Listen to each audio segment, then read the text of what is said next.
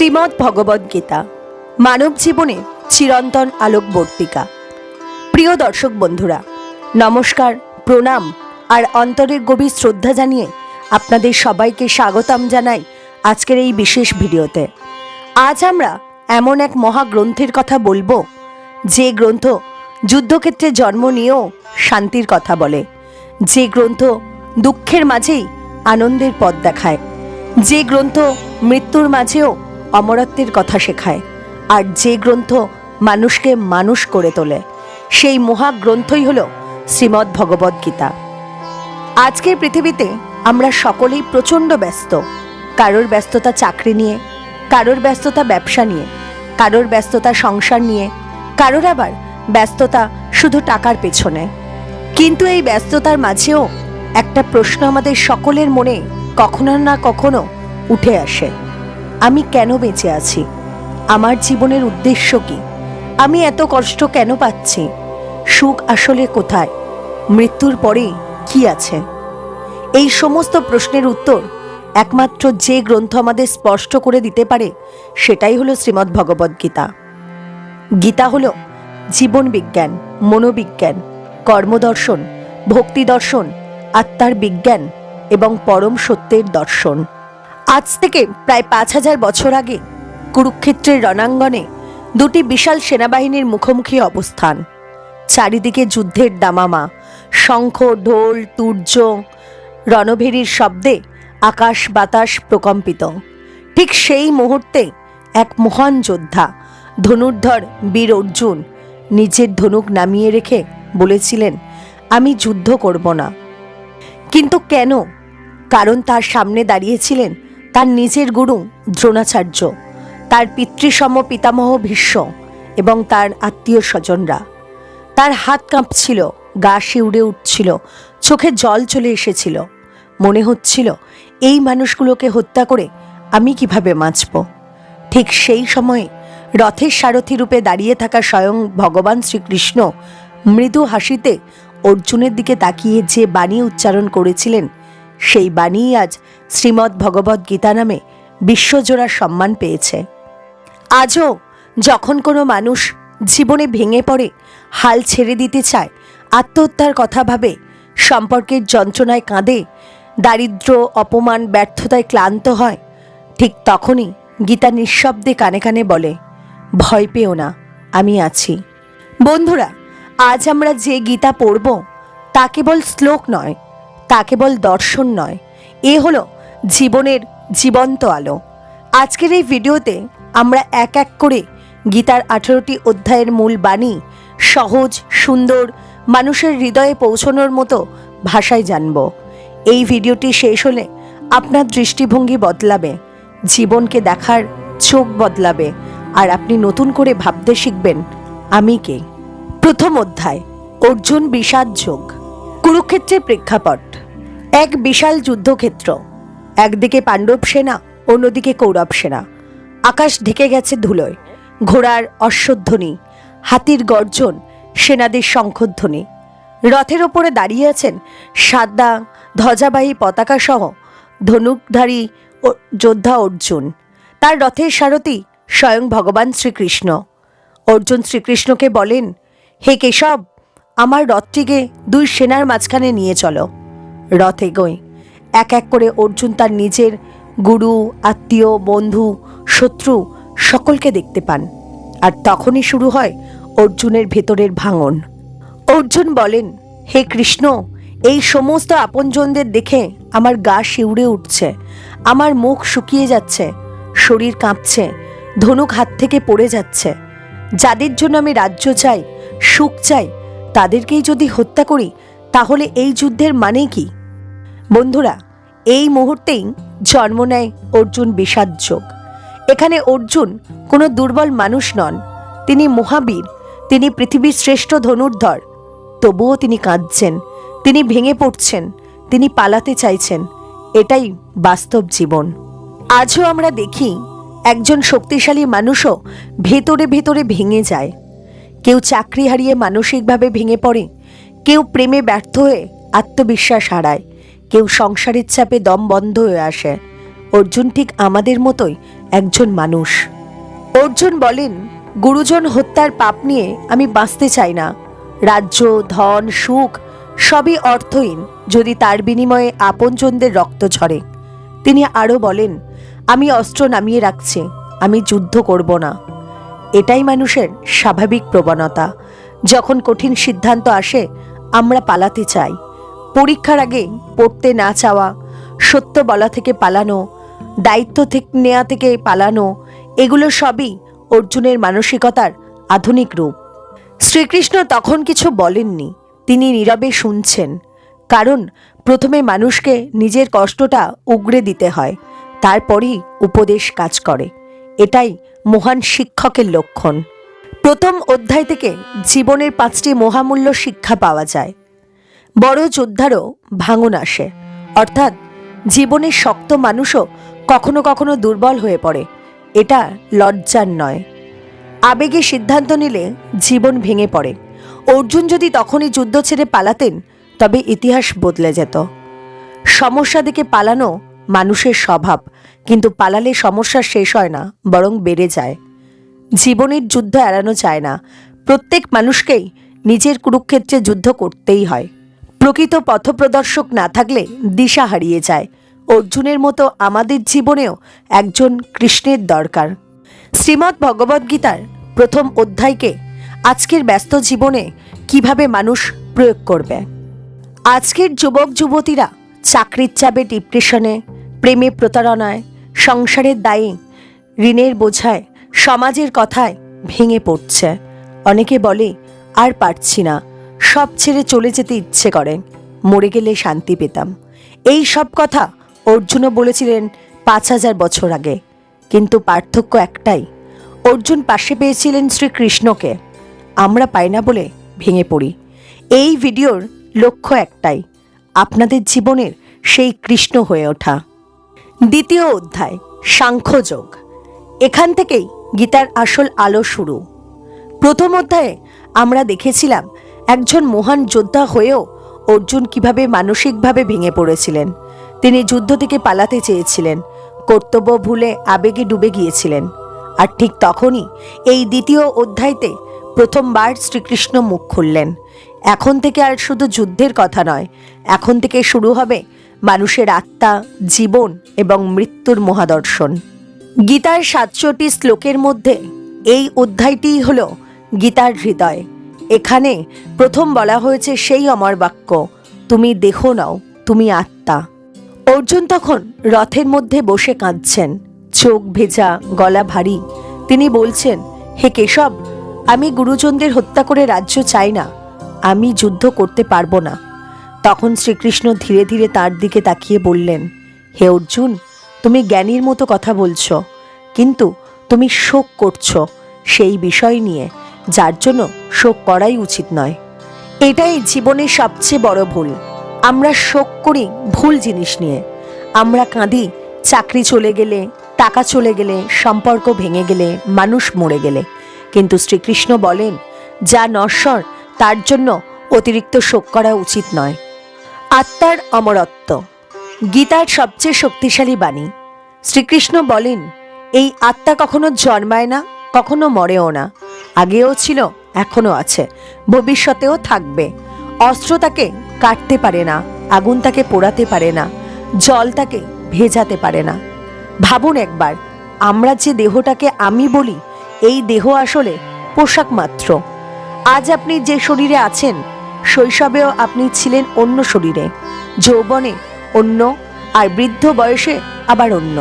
কিন্তু আপনি তো বদলাননি, আপনি ভিতরে একই রয়ে গেছেন। আর এই আপনিই হলো আত্মা। ভগবান শ্রীকৃষ্ণ একটি অসাধারণ উদাহরণ দেন। মানুষ যেমন পুরনো পোশাক ছেড়ে নতুন পোশাক পরে, ঠিক তেমন করে আত্মা এক দেহ ছেড়ে অন্য দেহ গ্রহণ করে। আপনি কি কখনো কেঁদেছেন পুরনো জামা ফেলে দিলে? না, কারণ আপনি জানেন নতুন জামা আসবে। ঠিক তেমনই যাকে আমরা মৃত্যু বলি, তা আসলে আত্মার নতুন যাত্রা মাত্র। কিন্তু আমরা জানি না বলি ভয় পাই। মৃত্যুর ভয় কেন এত ভয়ঙ্কর? আমাদের ভয়ের মূল কারণ হলো আমরা শরীরকেই আমি ভাবি। যখন কেউ মারা যায় আমরা ভাবি সে শেষ হয়ে গেল, কিন্তু গীতা বলে সে শেষ হয়নি, সে শুধু দেহ বদলেছে। এই একটা জ্ঞান যদি মানুষ সত্যি বিশ্বাস করতে পারে, তাহলে মৃত্যু ভয় শেষ হয়ে যাবে, শোক কমে যাবে, জীবন হবে সাহসী, আত্মবিশ্বাস বেড়ে যাবে। ভগবান তারপর বলেন, হে অর্জুন, তুমি ক্ষত্রিয়, যুদ্ধ তোমার ধর্ম, ধর্মযুদ্ধ থেকে পিছু পা হটা পাপ। এখানে গীতা আমাদের একটি কঠিন সত্য শেখায়, আবেগ ধর্মের উপরে নয়, কর্তব্যই ধর্ম, আর মন নয়, কর্তব্যই বড়। শ্রীকৃষ্ণ বলেন, সুখ দুঃখ লাভ লোকসান জয় পরাজয়কে সমান জেনে তুমি যুদ্ধ করো, তাতে তোমার কোনো পাপ হবে না। এটাই কর্মযোগের প্রথম শিক্ষা। আমরা কাজ করি ফল আশা করে। শ্রীকৃষ্ণ বলেন, কাজ করো, ফল ঈশ্বরের হাতে ছেড়ে দাও। আজ তুমি যদি চাকরির জন্য চেষ্টা করো, ব্যবসা শুরু করো, পরীক্ষা দাও, একটি সম্পর্ক রক্ষা করতে চেষ্টা করো, কিন্তু ফল যদি তোমার বিপক্ষে যায়, তুমি ভেঙে পড়ো। ভগবান বলেন, চেষ্টা তোমার হাতে, কিন্তু ফল নয়। ভগবান শ্রীকৃষ্ণ বলেন, একজন আদর্শ মানুষের লক্ষণ কি? তাকে বলা হয় স্থিতপ্রজ্ঞ। স্থিতপ্রজ্ঞ মানুষ সুখে অহংকারী হয় না, দুঃখে ভেঙে পড়ে না, লোভে অন্ধ হয় না, রাগে অপরাধ করে না, প্রশংসায় ফেঁপে ওঠে না, অপমানে ভেঙে পড়ে না। সে ভিতরে ভিতরে শান্ত। ভগবান একটি অসাধারণ উপমা দেন। নদীর যত জলই সমুদ্রে এসে পড়ুক না কেন, সমুদ্র স্থিরই থাকে। ঠিক তেমনি যে মানুষ ইন্দ্রিয় সুখ পেয়েও শান্ত থাকে, সেই প্রকৃত জ্ঞানী। আজ আমরা সুখ পেলেই উত্তেজিত হয়ে পড়ি, দুঃখ পেলেই ভেঙে পড়ি। আমরা সমুদ্র নই, আমরা ছোট পুকুর। শ্রীকৃষ্ণ চান আমরা সমুদ্র হই। শ্রীমদ্ ভগবদ্গীতার 2য় অধ্যায় থেকে জীবনের 10টি মহামূল্য শিক্ষা আমরা পাই। তুমি দেহ নও, তুমি আত্মা। আত্মা অমর, মৃত্যু নেই। শোক করো না, যা নশ্বর। কর্তব্যই মানুষের প্রকৃত ধর্ম। ফলের আশা ছাড়া কাজ করো। জয় পরাজয় সমান মনে করো। লোভ রাগ মোহ ত্যাগ করো। সুখে অহংকার করো না, দুঃখে ভেঙে পড়ো না। স্থির মনই প্রকৃত শক্তি। আজকের জীবনে শ্রীমদ্ ভগবদ্গীতার 2য় অধ্যায় কেন এত গুরুত্বপূর্ণ? আজকের মানুষ অল্প অপমানে আত্মহত্যা করে, পরীক্ষায় ফেল করলে জীবন শেষ ভাবে, প্রেম ভাঙলে সব শেষ মনে করে, টাকা গেলে নিজেকে শেষ ভাবতে শুরু করে। কারণ আমরা দেহ আর পরিস্থিতিকেই সব মনে করি। কিন্তু 2য় অধ্যায় আমাদের শেখায়, তুমি পরিস্থিতি নও, তুমি পরিস্থিতির দর্শক। যদি এই একটি শিক্ষা মানুষ গ্রহণ করতে পারে, তবে ডিপ্রেশন অর্ধেক কমে যাবে। এই অধ্যায় আমাদের শেখায়, জীবন মানে শুধু জন্ম মৃত্যুর খেলা নয়, জীবন মানে আত্মার যাত্রা। আপনি আজ যে কষ্টে আছেন তা চিরস্থায়ী নয়, আপনি আজ যে সুখে আছেন তাও চিরস্থায়ী নয়। চিরস্থায়ী একটাই, আপনার আত্মা। 3য় অধ্যায় কর্মযোগ। 2য় অধ্যায়ে আমরা জেনেছি আত্মা অমর, দেহ নশ্বর, শোক অজ্ঞানতা, কর্তব্যই ধর্ম। এবার স্বাভাবিকভাবেই মানুষের মনে প্রশ্ন উঠবে, যদি সবই আত্মা, যদি দেহটাই সব নয়, তাহলে কাজ করার দরকার কি? সংসার ছেড়ে দিলে কি মুক্তি পাওয়া যায় না? এই প্রশ্নই অর্জুনের মনেও এসেছে। আর সেই প্রশ্নের উত্তর দিয়েই শুরু হলো আজকের 3য় অধ্যায় কর্মযোগ। এই অধ্যায় মূলত শেখায়, কাজ ছাড়া মুক্তি নেই, কর্ম এড়ানো অসম্ভব, নিষ্কাম কর্মই প্রকৃত ধর্ম। অর্জুন শ্রীকৃষ্ণকে বলেন, হে জনার্দন, আপনি যখন জ্ঞানকে এত মহান বলছেন, তবে কেন আমাকে এই ভয়ঙ্কর যুদ্ধে নামাচ্ছেন? জ্ঞান যদি শ্রেষ্ঠ হয়, তবে কর্ম কেন? এই প্রশ্ন আজ আমাদের প্রত্যেকের মধ্যেই আছে। আজও আমরা ভাবি, আমি শুধু ভগবানের নাম করব, কেন এত দৌড়ঝাঁপ করব, ধ্যান করব, কাজ করব কেন? সব ছেড়ে সন্ন্যাস নিলেই তো মুক্তি। অর্জুন ঠিক এই কথাই বলেছিলেন। ভগবান তখন স্পষ্ট ভাষায় বলেন, কেবল কর্ম ত্যাগ করলেই নিষ্কর্ম হওয়া যায় না, কর্ম না করলেও কেউ মুক্তি পায় না। এটা একটা সাংঘাতিক সত্য। আপনি যদি বলেন আমি কিছু করব না, তাও কিন্তু একটা কর্ম। শ্বাস নেওয়াও কর্ম, চিন্তা করাও কর্ম, চুপ করে বসে থাকাও কর্ম। এই জগতে কর্ম ছাড়া কেউ এক মুহূর্ত থাকতে পারে না। শ্রীকৃষ্ণ বলেন, যে মানুষ বাহ্যিকভাবে কর্ম ত্যাগ করে কিন্তু মনে কামনা লালন করে সে ভণ্ড। আজ অনেক মানুষ বলে, আমি তো কিছু চাই না, কিন্তু মনে মনে চায় সম্মান, প্রশংসা, আরাম, মানুষের স্বীকৃতি। বাহিরে ত্যাগী, ভিতরে লোভী। গীতা একে ভণ্ডামি বলে। নিষ্কাম কর্ম কর্মযোগের আসল অর্থ। শ্রীকৃষ্ণ বলেন, তুমি কর্ম করতে বাধ্য, কিন্তু তোমার অধিকার নেই কর্মফলের উপরে। এই একটি বাক্যেই লুকিয়ে আছে 3 অধ্যায়ের প্রাণ। আমরা সবাই কাজ করি ফলের আশায়, ছাত্র পড়ে নম্বরের আশায়, কর্মচারী কাজ করে বেতনের আশায়, ব্যবসায়ী কাজ করে লাভের আশায়, ভক্ত ভগবানের নাম করে মনস্কামনার আশায়। কিন্তু ভগবান বলেন, এই ফলাশক্তি মানুষের বন্ধন। ফলাশক্তি কিভাবে মানুষকে বেঁধে ফেলে? ধরা যাক, আপনি একটি পরীক্ষা দিলেন, ফল ভালো হলো, আপনি খুশি। খারাপ হলে আপনি ভেঙে পড়লেন। মানে আপনার সুখ দুঃখ নির্ভর করছে ফলের উপর। কিন্তু যদি আপনি বলেন, আমি চেষ্টা করব, ফল যাই হোক না কেন, তাহলে আপনি ফলের দাস নন, ফল আপনার দাস। এই অবস্থাই হলো নিষ্কাম কর্ম। ভগবান শ্রীকৃষ্ণ বলেন, আগে মানুষ যজ্ঞের জন্য কাজ করত। যজ্ঞ মানে কেবল আগুনে আহুতি নয়, যজ্ঞ মানে নিজের জন্য নয়, সমাজের জন্য, অন্যের মঙ্গলের জন্য কাজ করা। ভগবান বলেন, যে মানুষ নিজের জন্য সব কিছু ভোগ করে সে পাপী। আজ আমরা সবাই নিজের জন্য সব কিছু চাই, কিন্তু গীতা বলে, নিজের জন্য নয়, সবার জন্য বাঁচো। ভাবুন, একজন কৃষক যদি বলে, আমি কর্ম করব না, তবে কি ফসল হবে? একজন ডাক্তার যদি বলে, আমি নিষ্কাম হয়ে বসে থাকব, তবে কি রোগী বাঁচবে? একজন শিক্ষক যদি বলে, আমি ফল চাওয়ার ভয়েই পড়াবো না, তবে ছাত্র শিখবে কিভাবে? সংসার চলেই কর্মের উপরে। তাই শ্রীকৃষ্ণ বলেন, সংসার ছেড়ে নয়, সংসারে থেকেই যোগ করো।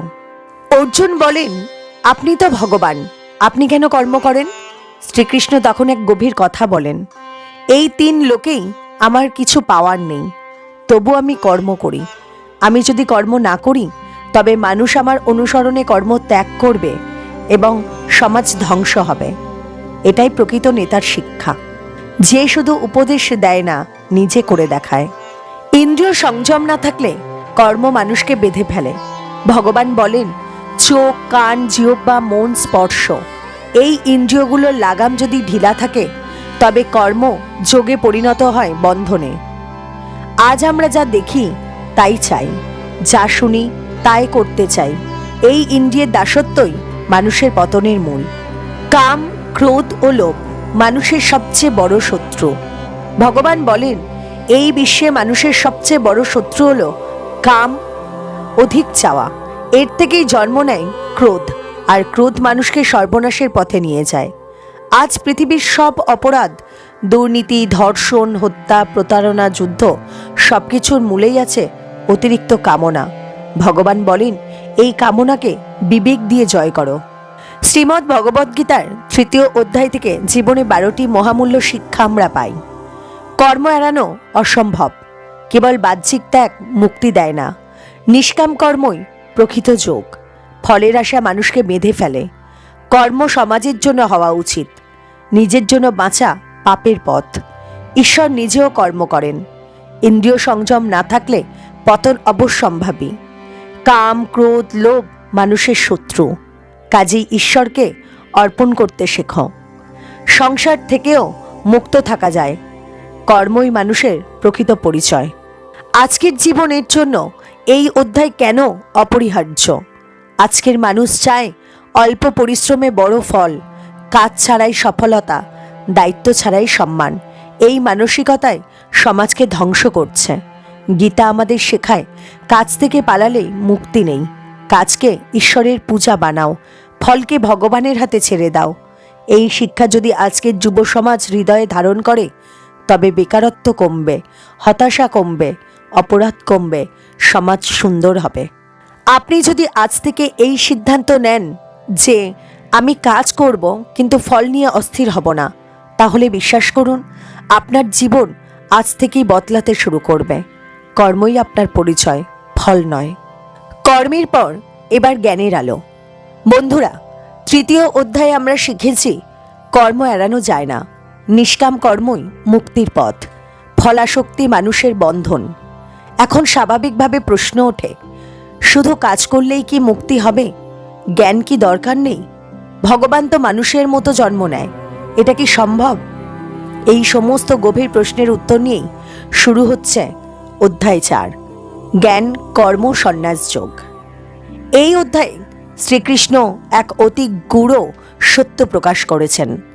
ঈশ্বর কেন অবতার নেন, কর্ম কিভাবে জ্ঞানে শুদ্ধ হয়, জ্ঞান কিভাবে পাপ ধ্বংস করে, আর কিভাবে মানুষ সত্যিকারের মুক্তির পথে এগোয়। ভগবান শ্রীকৃষ্ণ প্রথমেই এক আশ্চর্য কথা বলেন, হে অর্জুন, এই অক্ষয় যোগ আমি সূর্যদেবকে বলেছিলাম, সূর্যদেব মনুকে বলেছিলেন, মনু ইক্ষ্বাকুকে বলেছিলেন।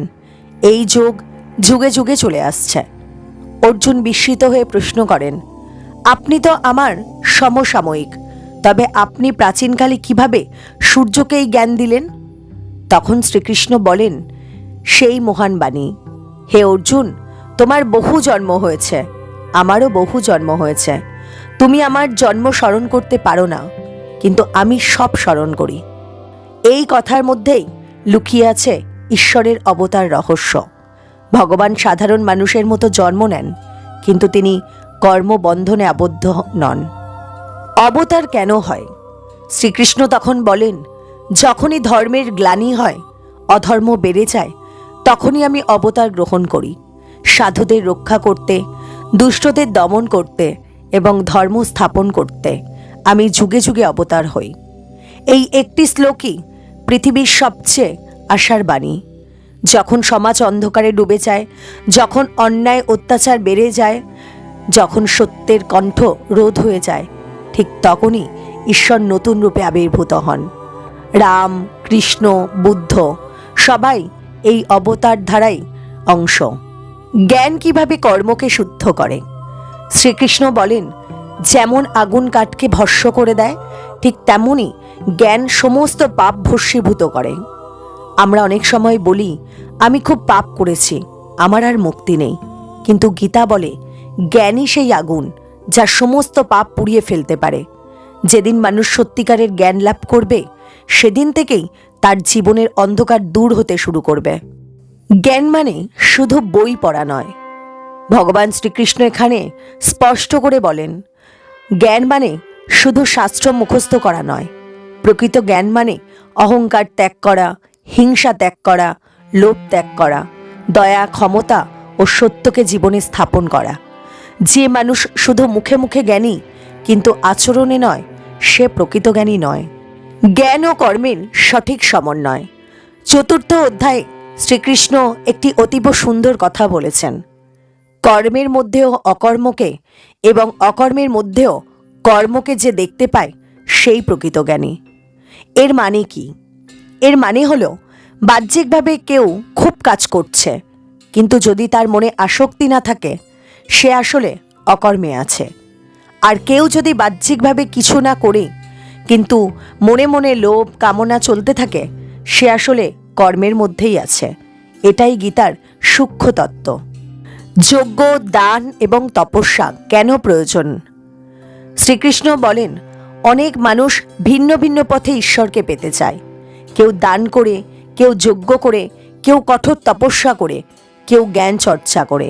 কিন্তু এই সব পথের মূল একটাই, নিজেকে ছোট করা এবং অহংকার ভাঙা। যে মানুষ নিজের আমিকে বড় করে তুলে ধরে, সে কখনো ঈশ্বরের কাছে পৌঁছতে পারে না। শ্রীকৃষ্ণ বলেন, যে মানুষ সংশয়গ্রস্ত, সে না ইহলোকে না পরলোকে কোথাও শান্তি পায় না। আজকের সমাজের সবচেয়ে বড় রোগই হলো সংশয়। মানুষ বলে, ভগবান আছে কিনা জানি না, সত্য পথ কোনটা বোঝা যায় না, সবই তো ভান। এই সংশয়ই মানুষকে ভেতর থেকে খেয়ে ফেলে। ভগবান বলেন, বিশ্বাস ছাড়া জীবনে সাফল্য আসে না। 4র্থ অধ্যায়ের শেষে ভগবান বলেন, হে অর্জুন, জ্ঞানরূপ তলোয়ার দিয়ে তুমি তোমার হৃদয়ের অজ্ঞানকে কেটে ফেলো। ওঠো, যুদ্ধ করো। এই যুদ্ধ বাইরের নয়, এই যুদ্ধ ভেতরের। ভেতরের শত্রু অজ্ঞান, কাম, লোভ, মোহ, অহংকার। এই শত্রুদের বধ না করলে, বাইরের শত্রু হারালেও শান্তি আসে না। চতুর্থ অধ্যায় থেকে জীবনের 12টি মহামূল্যবান শিক্ষা আমরা পাই। ঈশ্বর যুগে যুগে অবতার নেন। ধর্ম রক্ষাই অবতারের উদ্দেশ্য। জ্ঞান সমস্ত পাপ ধ্বংস করতে পারে। অহংকার জ্ঞানের সবচেয়ে বড় শত্রু। কেবল মুখের জ্ঞান যথেষ্ট নয়, কর্মে আসক্তি না থাকাই প্রকৃত ত্যাগ। যজ্ঞ, দান ও তপস্যা অহংকার ভাঙে। সংশয় মানুষের সর্বনাশ করে। বিশ্বাসী জ্ঞানের প্রথম দরজা। জ্ঞানের তলোয়ারেই অজ্ঞান নাশ হয়। বাহ্যিক ত্যাগ নয়, অন্তরের ত্যাগ আসল। জ্ঞান ও কর্ম একসাথে মুক্তির পথ। আজকের জীবনে চতুর্থ অধ্যায় কেন অপরিহার্য? আজকের মানুষ জ্ঞান ছাড়া কাজ করে, কাজ ছাড়া জ্ঞান নিয়ে অহংকার করে, ঈশ্বরকে সন্দেহ করে, শুধু নিজের স্বার্থ দেখে। এই কারণেই সমাজে অশান্তি বাড়ছে। চতুর্থ অধ্যায় শেখায় জ্ঞানহীন কর্ম অন্ধ, কর্মহীন জ্ঞান নিষ্ফল। জ্ঞান ও কর্ম একসাথে চললেই তবেই শান্তি।